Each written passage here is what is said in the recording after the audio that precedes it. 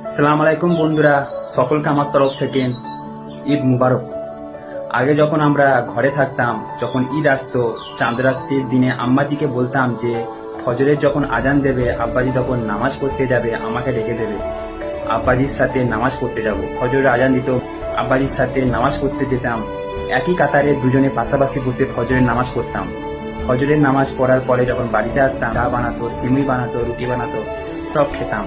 খাওয়ার পরে তারপরে আমার আর আব্বাজির মধ্যে যুদ্ধ হতো যে কে আগে গোসল করবে। আব্বাজি যদি আগে গোসল করে নিত, আম্মাজিকে বলতাম যে আব্বাজিকে দাঁড়াতে বলবে, একসাথে যাব। আব্বাজি বলতো না, আমি চলে যাবো আগে।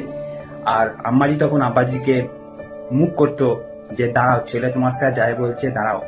তারপরে আমি গোসল করতাম নিজে রেডি হয়ে। আব্বাজির সাথে যখন যেতাম, আব্বাজি আগে থাকতো, তারপরে আমি থাকতাম পেছনে।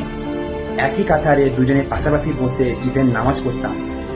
নামাজ পড়ে বাড়িতে এসে সিমুই রুটি খেতাম।